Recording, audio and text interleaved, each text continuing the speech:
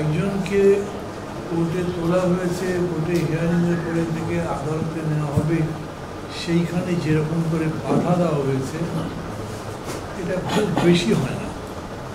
এবং এটা যারা করেছেন তারা পরবর্তীতে যেরকম করেছেন, এই যে আইনজীবী যিনি মারা গেছেন তাকে কুপিয়ে হত্যা করা হয়েছে, মানে একটা হিংসার চূড়ান্ত জায়গায় যাচ্ছে।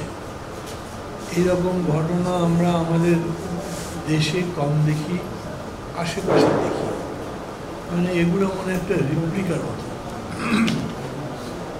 একটা ওইখান থেকে তুলে আনার ছবির মতো। এই জন্যই আমরা বেশি মনে করি।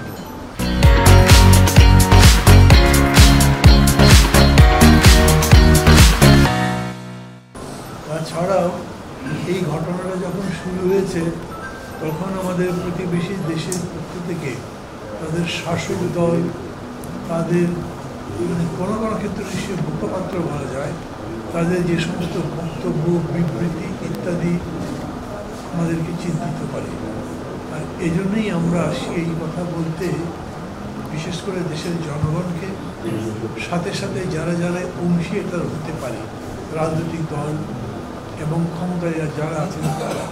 এবং সেই কথাটা আমাদের সভানায়িকারী বলেছেন, রাজনৈতিক দলগুলোর কাছে আমরা আরও স্পষ্ট ভূমিকা চাই, আছে সেটা আমরা চাই সবাই মিলেও যদি দরকার হয়, সবাই মিলে বলতে যারা যারা বিগত স্বৈরাচার বিরোধী আন্দোলন করেছে, যারা এই দেশে একটা সত্যি সত্যি গণতন্ত্রের চর্চা করতে চান, গড়ে তুলতে চান, অব্যাহত রাখতে চান, তারা সবাই মিলে এই অপতৎপরতা রুখে দেওয়া। সরকার যেটা করছেন আমি মনে করি, বিশেষ করে যখন মিডিয়ার উপরে আঘাতটা আসবে, পত্রিকা বিশেষের সামনে গরু জবাই করার মতো বিভৎস কাণ্ড ঘটল, তখন সরকারের পক্ষ থেকে যে বক্তব্য রাখা হয়েছে আমি মনে করি এটা আমরা মনে করি এটা ইতিবাচক আছে। এরপর আমরা বিবৃতিও দিয়েছি। আমরা মিডিয়ার পরিপূর্ণ স্বাধীনতার কথা বলি, কারণ আমরা গণতন্ত্র নির্মাণ করতে যাচ্ছি, সেটা নিয়ন্ত্রিত গণতন্ত্র কোনোভাবেই না।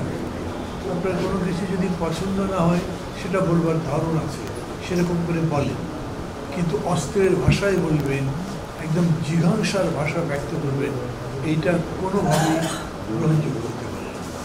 এবং তারপরেও কোনো গ্রেপ্তার নিয়ে, কোনো একটা ঘটনা নিয়েও যদি আপনাদের বক্তব্য থাকে সেটাও বলবেন। এখন যেই ধরনের সংগঠন গড়ে তোলা হচ্ছে, সেই সংগঠনগুলো থেকে যেরকম করে বক্তব্য আসছে, স্লোগান আসছে, সেই স্লোগানগুলো যদি আমরা এরকম দেখি যে সেটা অন্য কোনো জায়গার স্লোগানের সাথেও মিলে যায়, তাদের প্রচারের সঙ্গেও মিলে যায়, তখন আমাদের উদ্বিগ্ন হওয়াটা কারণ আছে। অতএব আমরা সবাইকে আরও দ্বিগুণ সতর্ক থাকার জন্য বলবো, সরকারকে বলবো চোখ কান খোলা রাখতে হবে। সরকার ঘটনা ঘটবার পরে কাজ করবেন সেরকম না। আমরা সরকারকে এই বিষয়গুলোতে প্রোঅ্যাক্টিভ দেখতে চাই। কেন? ওই যে লক্ষণ দেখলেই বোঝা যায় পরে কি হতে পারে। গত কয়েকদিন ধরেই যে অস্থিরতা হয়েছে, এগুলোর পেছনে সরকার হেঁটেছে, তাই দেখেছি আমরা। এবং চট্টগ্রামে যে ঘটনা ঘটলো তার সম্পর্কে আমি একই কথা বলবো, এটার পেছনে হাঁটবার ব্যাপার ছিল না। একেবারে এই মানুষগুলো যেরকম করে ট্রাকের সামনে শুয়ে পড়লো এবং তারপরে যে সংঘাতটা হলো, এটা প্রতিরোধ করা যেত, প্রতিকার করা যেত। সরকার এবং সরকার আইন শৃঙ্খলা বাহিনী এখন পর্যন্ত যেটাকে আমি বলছি প্রোঅ্যাক্টিভ, সেটা তো নয়, এমনকি বোঝাতে অ্যাক্টিভ নয়। এক্ষেত্রেও সরকারকে আরও বেশি সতর্ক থাকার জন্য বলবো।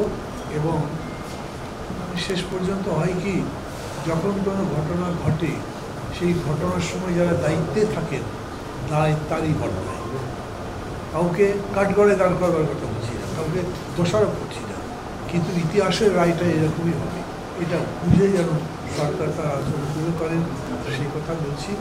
আমরা গণতন্ত্র নির্মাণে এই ধরনের অপতৎপরতার বিরুদ্ধে আছি এবং এটা দমন করার জন্যে, এটার প্রতিকার করার জন্যে সরকার সহ যারাই যেরকম করে উদ্যোগ নেবেন আমরা তার সাথে আছি।